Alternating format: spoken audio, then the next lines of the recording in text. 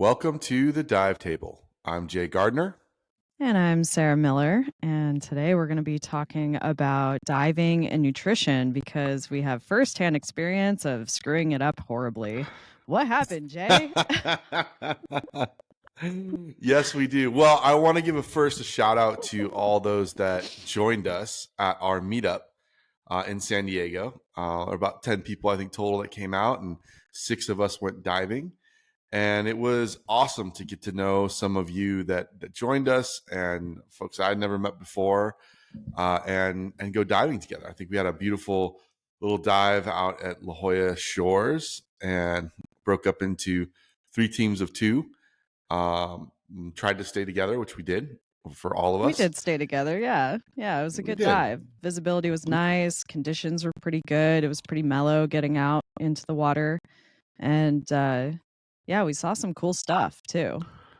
Yeah, the coolest ginormous angel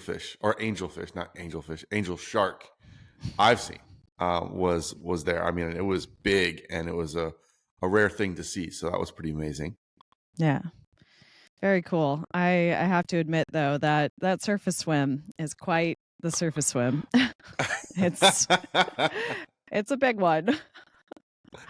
I've been joking about it forever, since I moved here, about, the first time I went out. I don't remember what episode this was on, but I talked about how I got my butt kicked pretty good with that surface swim and a bunch of other things, having been diving and all this stuff. But it's no joke. And the waves can be pretty dicey. I mean, luckily for our meetup, that first dive in the morning, it was pretty mellow. We were able to calmly get our fins on in the surf zone and kind of get out, and it wasn't a big deal.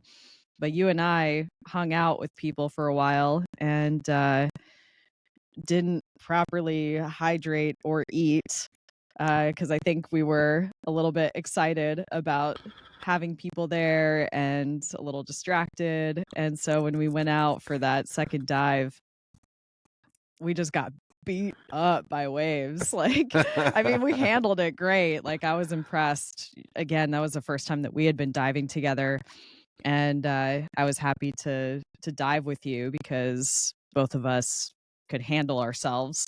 But it was just kind of funny. We were getting out there, just getting our butts handed to us. Yeah.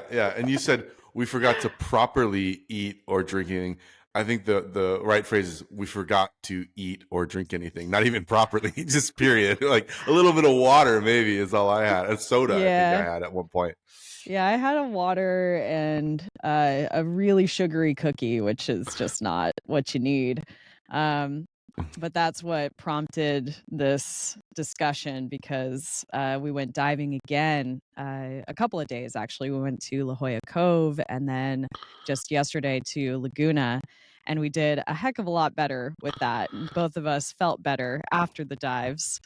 Even though they weren't necessarily easy, right? We did another dive with a long surface swim yesterday in Laguna. We got rocked by some surge in the crevice at Shaw's Cove. So it wasn't necessarily like calm, simple, easy diving, but we fueled our bodies properly for it. We did. And I think that's a good point that you bring up, is that during the dive, our second dive at La Jolla Shores, I mean, we were both fine. We weren't, we didn't experience a cramp. No one, got overexerted. We weren't overly cold and called to dive because of that. But what happened was after the dive, once we went home, broke the gear down, all that stuff, both you and I independently didn't feel very good. We were just kind of like, it wasn't bent. It wasn't that kind of feeling of like, oh, something's wrong. It was just, oh, my body is sore. I'm tired. Yeah. And sometimes that's true with not fueling for a dive or proper nutrition, hydration. The effects of it are felt afterwards. I remember my first scuba instructor said to me, oh yeah, the best part about scuba for me, and I was like, I don't know, being underwater, the fish, the gear. I was expecting some profound answer. He's like, no, the scuba nap. And I was like, oh, okay, interesting. As I've gone on in diving, I've realized, oh man, that guy's probably not, eating correctly for the diving and hydrating correctly, and also maybe possibly not decompressing correctly. If that's, he's like, every time I go to scuba dive, I just feel so tired afterwards, and that nap is something else. And that might be true, physical exertion, all those things. But it's had that like in my head of, you know, oftentimes when I don't eat right or I don't prepare right for the dive, I feel the same way. It's time for a scuba nap and want to take it. So anyway, kind of a side story of how it relates to all this stuff, but it stuck out to me for so long of like, as I've learned more of diving, that comment has taken on different meaning throughout that time. Hmm. Yeah, for me, like it's really important to have those electrolytes. Like I can drink purified water all day and it doesn't do anything, right? It's about getting those electrolytes. I tend to be a little hippie about it and make my own because I don't like the Gatorades and things in the world. It's too sugary. It's just like kind of gross, especially the color. I can't get down with like something that's blue, like neon blue or orange or Right. whatever. So I'll put together like a salt and lime combo sort of thing, like good salt. Uh, and that will be part of my like fueling uh, plan for the day whenever I go diving. Or if I'm doing any kind of exercise, like intense exercise or trip or whatever, like, or I'm in a really hot environment dealing with a dry suit in a hot environment, right? California, that can be the case. Just making sure that I get enough liquid, like the proper kind of liquid, not sodas or whatever. Yeah, it's funny.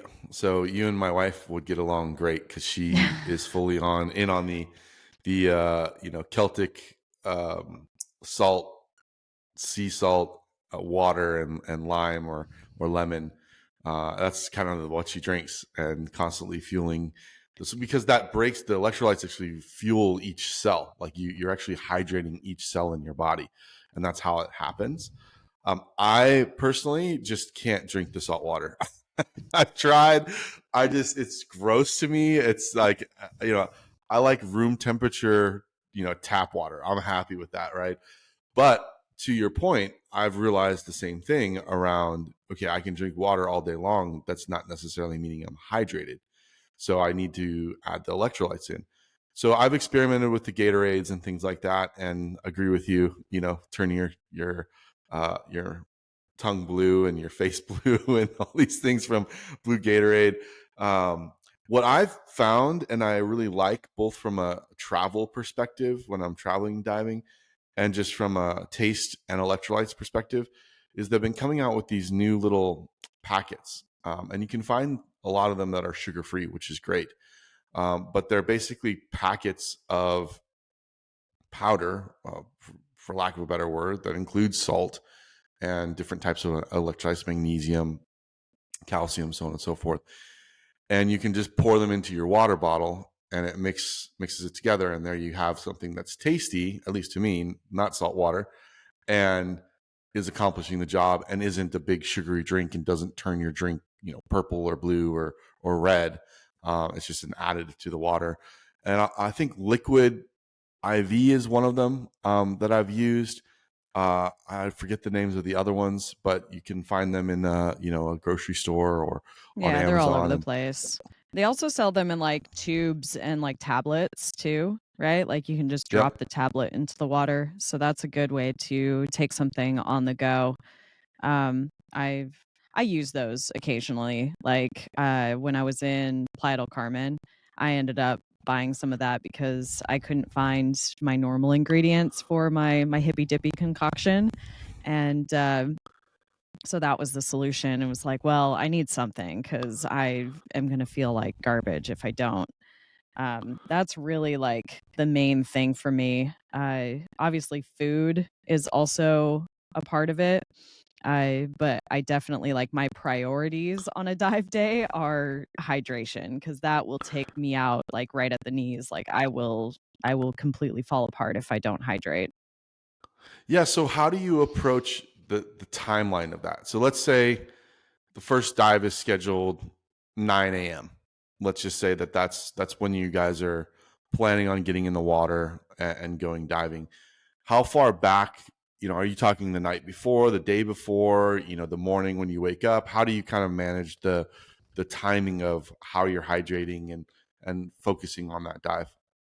Yeah, I haven't been. I mean, I'll be totally honest about this because I've been honest on my YouTube channel with this too. Like I've struggled with diving in a dry suit and getting this just right because I do not have a P valve, and that is just a situation that I need to manage. Yeah. So I always hydrate the night before. That's something that is easy because, you're gonna deal with your liquids before you get out to the dive site. As far as the day of, I try to be very mindful about how much volume I'm taking in. So I wanna get, like, bang for my buck, have it be something that's high in electrolytes. I am a huge coffee addict, so, like, I will have my cup of coffee in the morning, but instead of having like, I usually probably have 2 or 3 cups of coffee during the day. That's probably not the best, don't do what I'm doing, but on a dive day, I only have 1.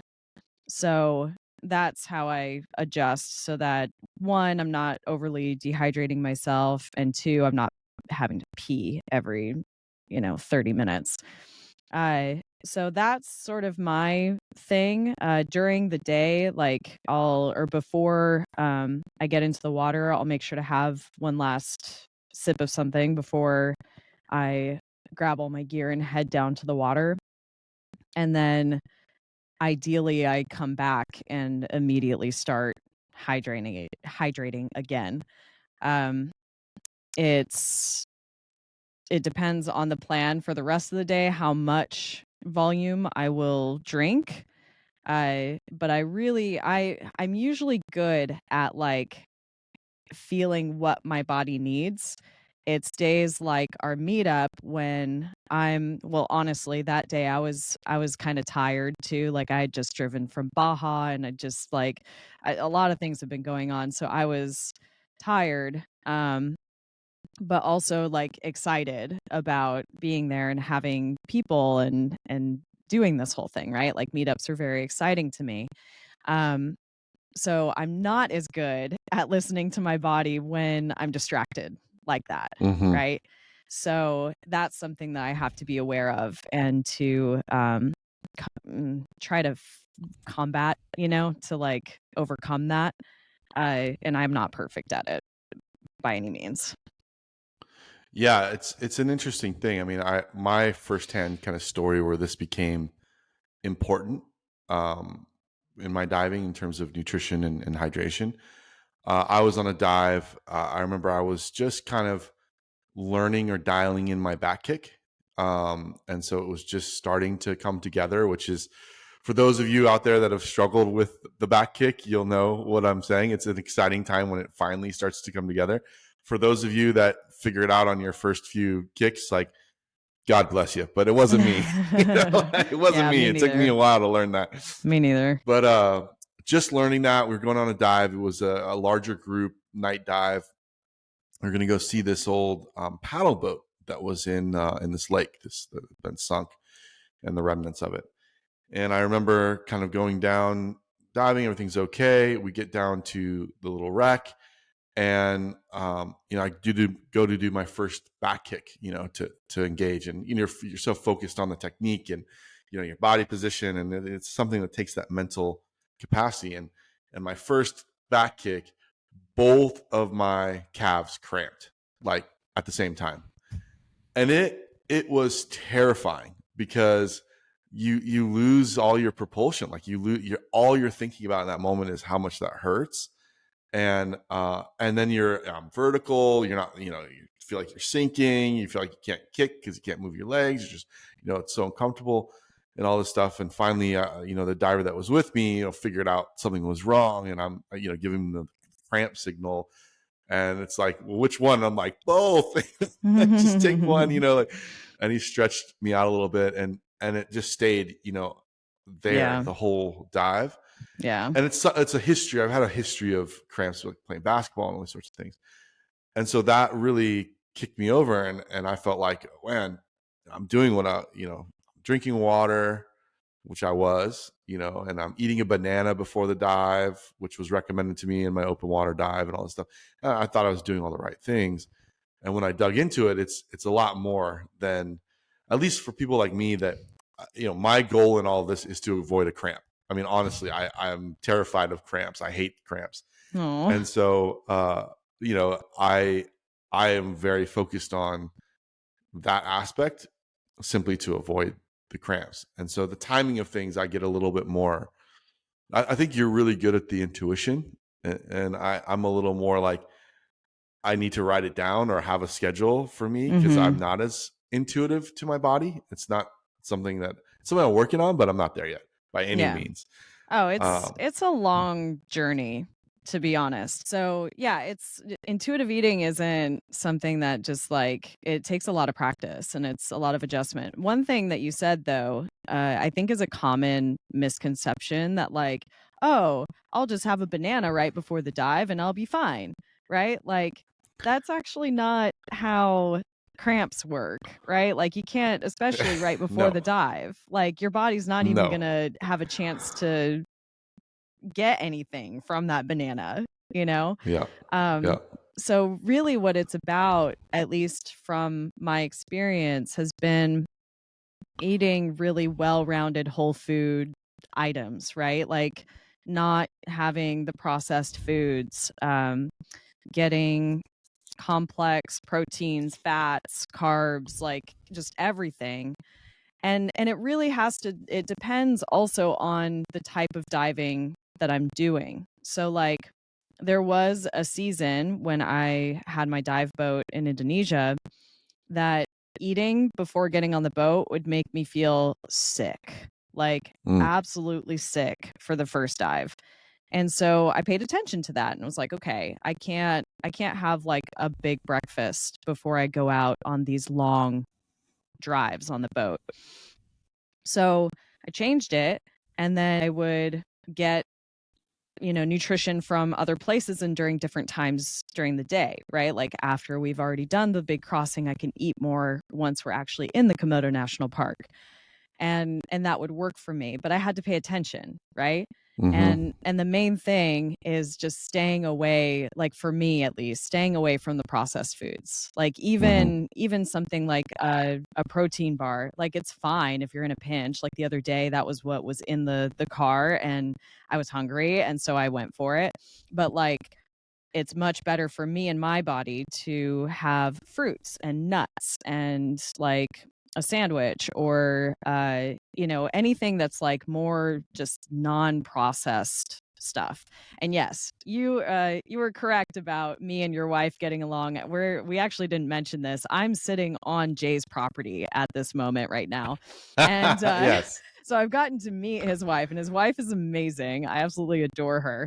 But we tried to figure out how to record this podcast like sitting in the same room like normal podcasters do. like normal Uh, human beings. Yeah. yeah, but we just the technology just did not want to work for us in that. So I'm sitting in his backyard while he's in his office. Yeah, it's funny when you're set up for remote recording. When you're in the same place, you're like, what do we do now? Because we're so set up for remote recording. Yeah. So yeah. No, you bring up a really good point too. I mean, the amount of bananas you'd have to eat before a dive, even the day before, to get the amount of potassium that you would need, to avoid the cramps, or to hydrate correctly, is a lot. I mean, unless you really love bananas, that's probably not the greatest strategy. But that's kind of what I've been told. Eat a banana and drink some water, and you'll be fine. And so I went on this journey like you. I think from a hydration perspective, absolutely, the electrolytes are important, all of that. But it wasn't until I started to look at the nutrition side of it that the cramps really went away. And I'm Hmm. happy to say it's been a long time since I've had, a cramp underwater.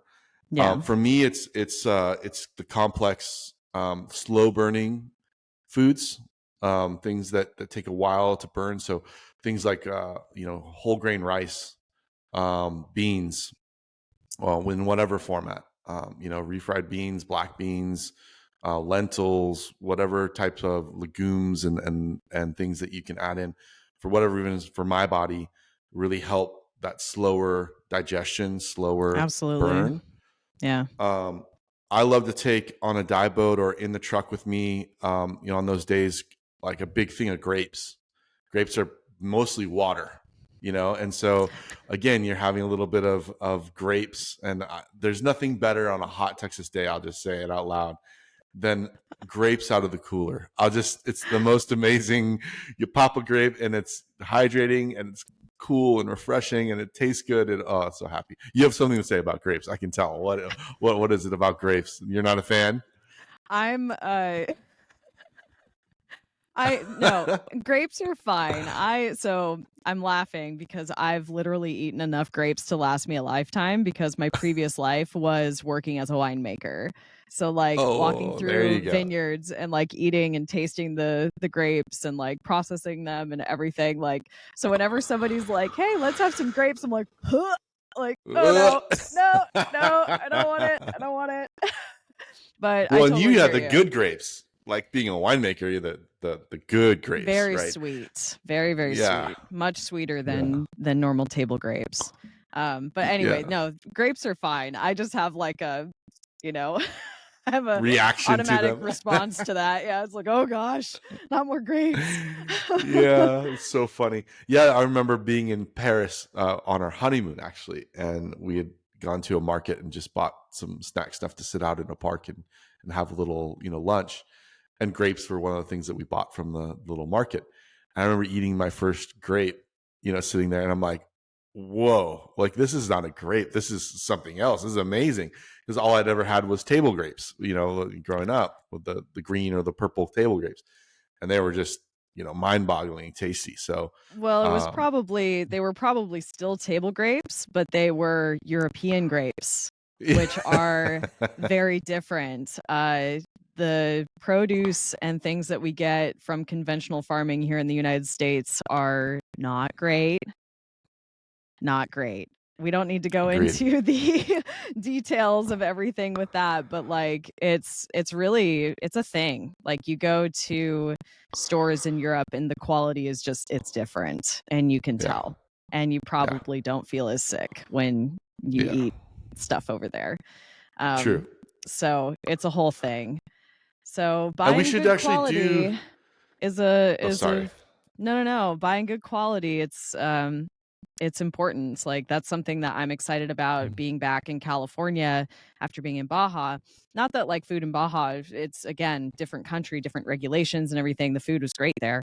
But I'm excited to like visit the small farms that we have, especially where I'm from, like the Central Coast. We have so many good farms and farmers markets because the quality and the way that you feel eating that kind of food it's just different. It makes me feel better for sure. And that's what I need to be able to do crazy things like swimming at La Jolla Shores.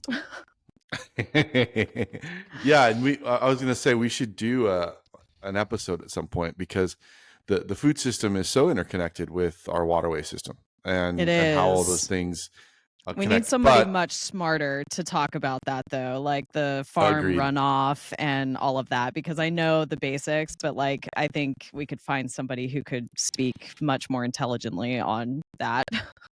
Yeah, no, we'll plan a series or something, pull some people on that really know their stuff, and because I was a skeptic, so all those out there, that might be listening that have been in the boat of, organic. I remember making the argument a long time ago. Well, everything's organic. I mean, what does that mean, right? I mean, it's still an organism, right? Is how it relates, or pesticides or conventional or processed and all these sorts of things. I just wasn't raised in a way that there was capacity to think about nutrition, right? Well, I you mean, can't the when you're most I poor. Like, yeah, we've had this discussion so many times. You just can't have that discussion because you're priced out of it. It's like you're just yeah, destined to be sick, yep, which yeah, it's we're true. getting And I into mean, a big we're going all conversation hold there. down, but I mean, it's nice to talk about because nutrition is one of those things Mm. as it relates to diving. I always talk about food and nutrition and those things. It's such a complex pie. Like if you made a pie graph of all the things that go into, I mean, you're talking about finances, sure. You're talking about health. You're talking about the way you were raised. You're talking about location, what's available to you, Mm-hmm. like you just talked about. Food You're deserts and talking stuff. about, Yeah. you're talking about emotions, how food makes you feel. You're Mm-hmm. talking about social, what other people are eating or is available to them, or and then the list goes on.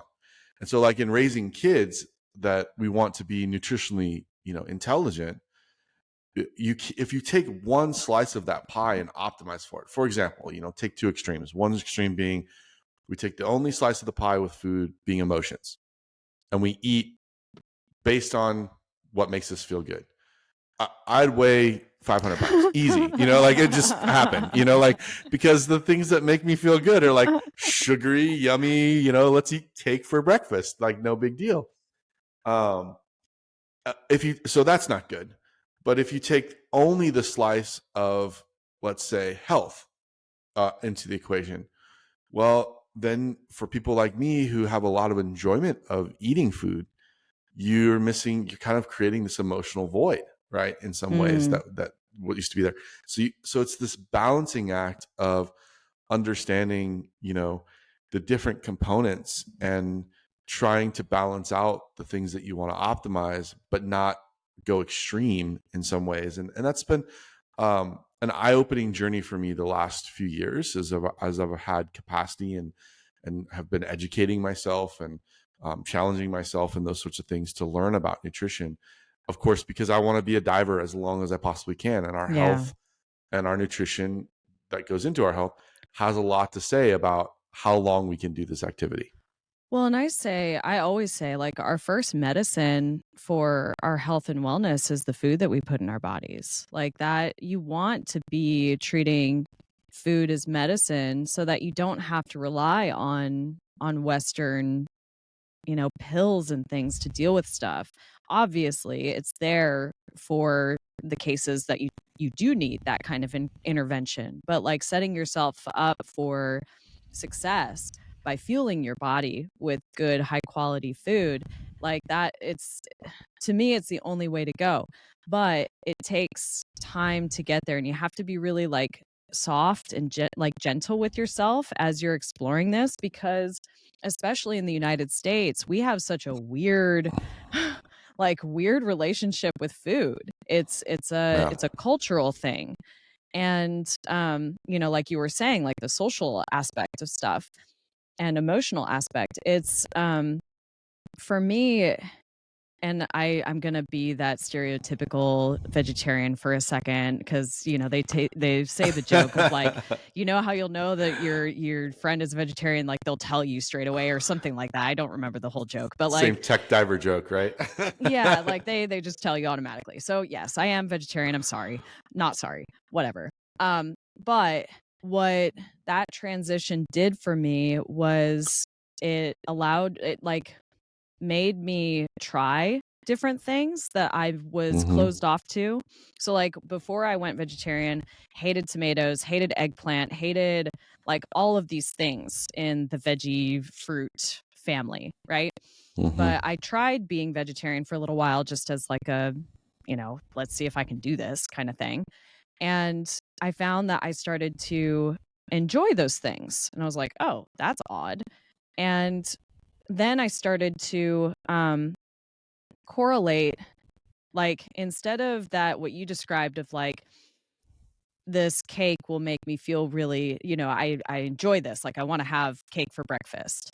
The intuitive eating part of it is like, okay, it tastes good for those 30 seconds that it's in your, that's a long time, like 10 seconds that it's in your mouth or whatever. Yeah. I mean, you're like swirling it around. Yeah. But It's a like big it bite of tastes, cake. yeah, it tastes good for that little bit. But then what are the consequences of that food going into your body and getting processed by your body? Does it still feel good when you're sitting in it, right? And what I found is when I started eating the more fruits and veg, I would continue to feel good throughout the day. Whereas when I had, either refined sugar or, for me at this point, I've been vegetarian for about 10 years. If I had meat, I would probably be sick to my stomach. if I Mm-hmm. had anything. Like if I wanted to go back to eating meat, I would have to do it very intentionally and slowly because my body is just not used to processing that, right? Mm-hmm. And so that was the thing because I love chocolate. I love cookies. I love, all of those things and nothing to me is like bad, quote unquote, but I have Yep. to understand if I have one cookie, I'm going to feel fine, right? Because it's like my body can process that and it's not too much. If I have three cookies, I'm going to want to die. Like my stomach's going Right. to be upset. I'm going to have cramps. Like I'm going to have that peak of like intense sugar rush. And then I'm going to have the crazy crash after where I just feel like dog crap. And so that's like the experience and taking in that data, like you were talking about how you've been writing down your diet and things. Uh, that was like a necessary phase to Mm-hmm. to get to this place of like understanding what I actually need. Mm-hmm. Yeah. Yeah. No, you bring up a really good point in there. I mean, we as a family, we were vegetarian for 3 years. Hmm. We attempted that, and it was interesting because I think we did it to the best we could at the time, and then you start to learn, about things like fake meat or vegetarian meat and Yeah, that those stuff sorts is of things. And trash. yeah, I mean, and it was coming out at the time we were trying it, so it became an option, right? And so Yeah. and then you start to it's this process of educating yourself, and then we started to understand, for us, for me, that bringing back in meat, but meat that was grass fed, that was organic, that was fed an organic diet, because you're eating whatever that animal ate, right? In some ways, and trying to figure these things out. And I think the thing that has come to my mind or most about all of it is just being more mindful about what you eat. Hmm. And like you said, I really appreciate the fact that there aren't labels. I try to do the same thing. There aren't labels to things of good or bad. There are things that are good or bad depending on the slice of the pie that you put them in, right? And so it's not that it's good or bad. It's being more mindful of the connection between not only your body and what you eat, and I think that's something I'm working on still, but Hmm. also the I don't know the best way to say this, but the long game, right? Call it a day. It took. I feel like such an idiot saying this out loud, and we talked a little bit about it in the truck about it yesterday. But I feel like an idiot saying this out loud. But I really, until recently, the last few years, wasn't really aware of, breakfast, lunch, and dinner are all linked to the same day. They were all independent events for me in some Hmm. ways, and linking the connection between, yeah, if I have a big breakfast because I woke up really hungry this morning for whatever reason. Probably because, we had a nice lunch yesterday, but we also had whatever 40 stairs in doubles up and down, and pretty good dive, and all that. My body was tired, went to bed, ran softball practice last night Mm. for 2 hours, and then I woke up hungry. But I also knew, like, I kind of want to have a bigger lunch today. That's just what I want to do. And so I'm going to not eat a big breakfast, even though I'm really hungry. I'm going to have some beans. I had some beans and some rice, and be happy with it. And then I'll have a bigger lunch, and I'm stringing those things together. And the awareness becomes something that now I can operate within. Or like a good example too becomes like, oh, at night, for whatever reason, girls softball, that's what my girls are all into right now. So of course I'm in it, and help coach the team and all that. It it the lifeblood of girls softball seems to be pizzerias. That Just tracks. that's Yeah, that yeah. tracks. So okay, hey, tonight there's gonna be a softball meetup, whatever, and it's gonna be at a pizza place, and pizza's like, some of them have other options, Delicious. some of them don't. So if I'm gonna have pizza tonight, have a couple slices of pizza, I probably shouldn't have a bigger lunch, or that, I should probably have my awesome little salad that I make with some grilled chicken on it. Be amazing, so I can prepare for that. So it's just stringing it together was changed things for me, and then the mindfulness around that is important. Yeah, it's just about balance, right? Like, it's about balance and making sure that you are fueled in the way that you can handle yourself. Like yesterday, I just want to tell this story because I thought it was, I've been laughing at it ever since. But like yesterday was a decently, uh, there was a moment that was like, we used some power, right? Like we needed to get ourselves through something that was a little bit hairy for a second. And Yeah. it was funny because we went in and it was this crevice and there was a lot of surge and everything. And there was a point where we got just whitewashed, right? Like it was Yeah. hard to see. Um, so we had our friend Buddy who had been there many times, who was leading. He disappeared from in front of me. I was just like, well, Yeah. Mitch is gone. Like, okay. And then I was See ya. second and Jay was third. Yeah, that's been the joke with I've been talking about the experience, just like, well, Mitch is gone. Like, what to do? Yeah. Like um but there was this point where, that happened and I was like, okay, I don't know where I'm going. I but I know that I know how to deal with this. So like I got close to the ground. And then I started just following, like feeling the ocean. I'm like, where is it wanting to take me? Where do I Yeah. need to go? And just sort of followed that route, right? There were a couple of options, but I was like, it's wanting to take me this way. So I'm going to go this way. And I was swimming, I would rest when I was getting pulled and then like swim with the wave as it was going, but like, you're working. Like Yeah. you're working to keep yourself safe. And got out of it and I'm like, well, Mitch is still gone, but I'm not going to lose Jay. So I like turned around once I was out of it and I was shining my bright video light at you and then I saw Yeah. your bright primary. I was like, okay, we at least got each other. Now we got to find Mitch. And then Mitch was there. Like he was Yeah. there the whole time, but it was just because of the visibility and where he was that um was a little bit dicey. But that, I felt very capable, one, because I have experience in nastier conditions, guiding in Yeah. Komodo. But two, I had, because of our experience at the shores, I had a lot of water, electrolytes and food, and like I felt ready for that. So that's Yeah. really like we always want to be prepared for like worst case scenario. Yeah. Yeah. Yeah. My experience of that little crevice, that section of the crevice. I mean, number one, it was beautiful section. I Mhm. mean, the whole thing was just pretty.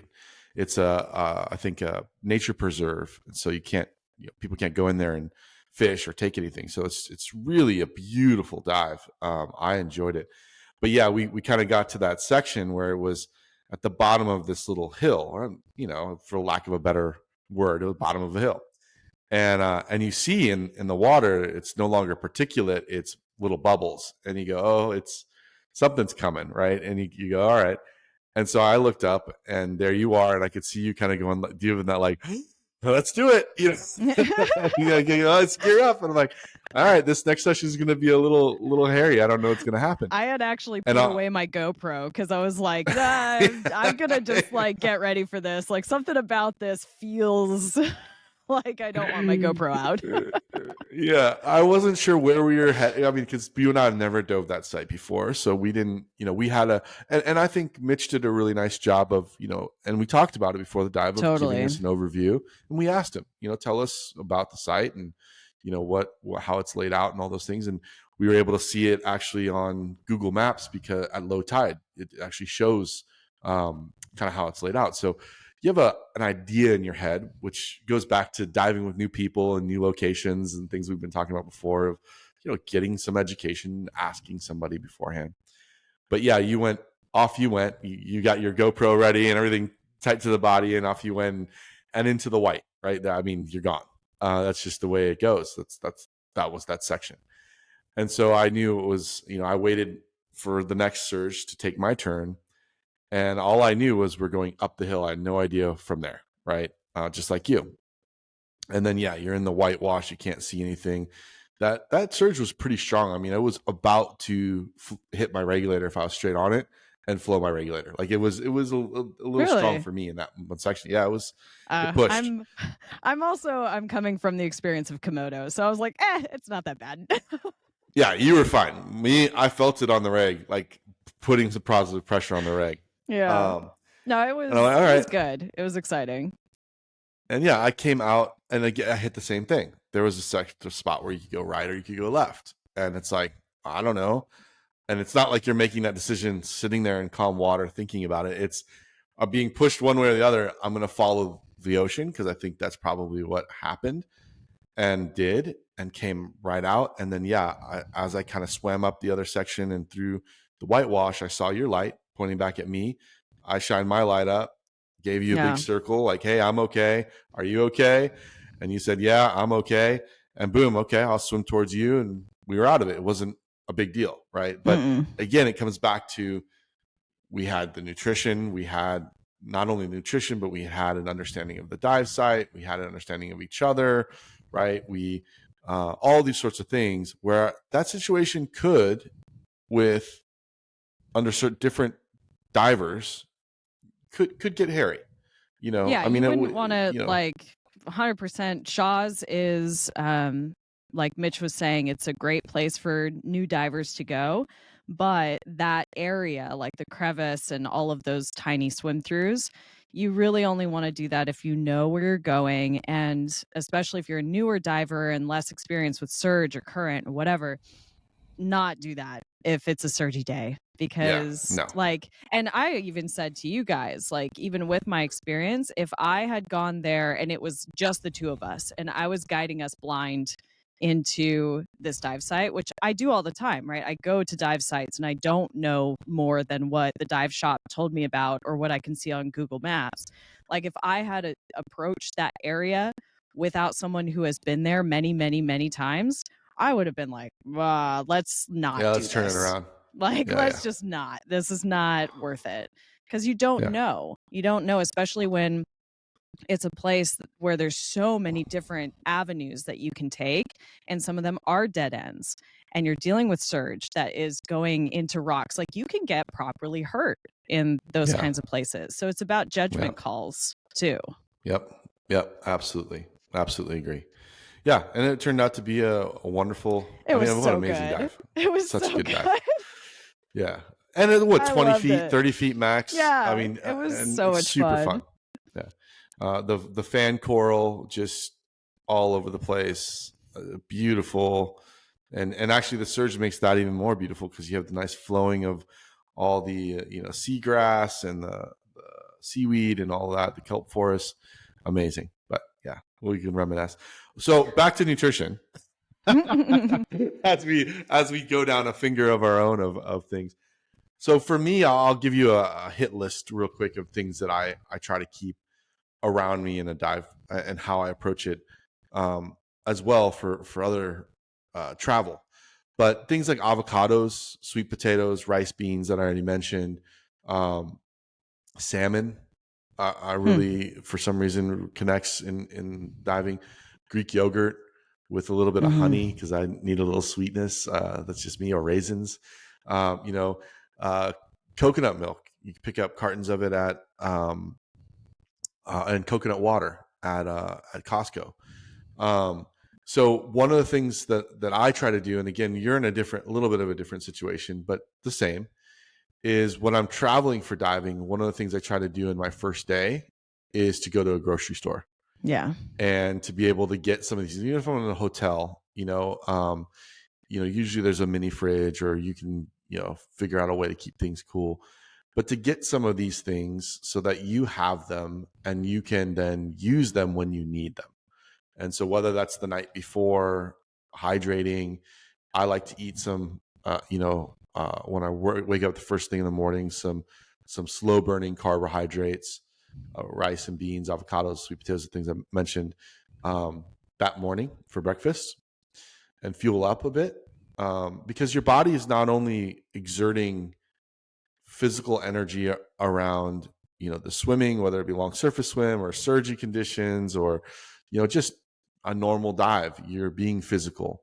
You're also physical in the entry and the exit And depending on that, if La Jolla Shores is a long surface swim that kicks your butt, La Jolla Cove feels like a long climb when you're coming out of a dive up a bunch of stairs, in doubles, through a parking lot. This dive site yesterday was, a nice easy entry from the shore, but what did Mitch say? 40 stairs, something like that, up and down this hill. So you're physically lifting weights for that time period, but that's on you. You had a bunch of weights strapped to your back, right? And so thinking about those things, I like to eat before, fuel up for it, and then be able to have things also that I can grab, like the Cliff Bars or the kids Cliff Bar, which are called Z Bars. They're like 100 calories, and they're a nice little shot of slow burning carbohydrates and fuel for me.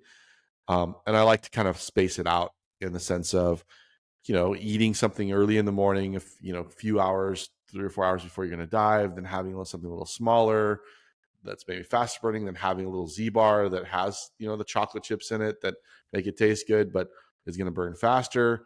And then you kind of have a good situation. And that's just how I approach it. I haven't worked with a nutritionist or anything like that, but been trying to kind of go big, medium, small, meaning leading up to the time I'm getting in the water, from a meal perspective and a nutrition perspective. And I'll tell you, the worst I've ever felt is when either I don't eat anything, I just neglect it, like La Jolla Shores, or I eat way too big, like way too complex, way too many calories, and way too much, like just volume. A big sandwich or something, Yeah. no good for me. Yeah, I'm big on having, like you said, when you go somewhere new or fly somewhere, I like to get nuts and fruit, because that's really easy to travel with, and it's, fats and protein, right?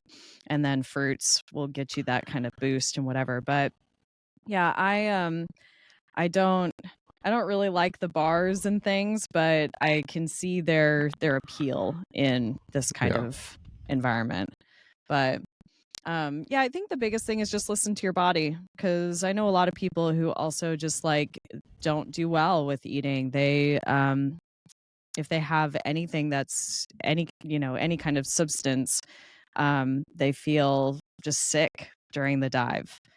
So it might be adjusting like your diving schedule so that maybe you do just one dive and then you're able to eat after, something like that. So it's just about understanding your body and being kind to it. If you can only do one dive in a day, I prefer for shore diving to just do one long dive. I feel great after that. If I'm pushing myself and I do 2 or 3 dives, I run the risk of not feeling as good. Whereas if I'm on a boat, totally different story, right? Because you're not doing as much work. Yeah, it's true. That's just me. But yeah, I would love to hear what people their experience with this. So if you want to share about nutrition, your favorite dive snacks, drinks, hydration, whatever, you can share that in our Facebook group, which we're being more active in. We have been doing that. Go us. Yes. And also we have emails, so you can email either Jay or myself, Sarah with an H, at thedivetable.com. Yes, and as we wrap this one up, I wanted to give a little shout out to a few listeners that have sent us some messages, and I just want to shout them out because I think this would be nice. Shout out to Steve, who's based in San Diego. Steve, it was great to meet you at the meetup, and we appreciate you being a listener, but also appreciate your incredible email to me and all of that, and really thoughtful way of talking about things, and glad to be connected. And then one more shout out to Scott.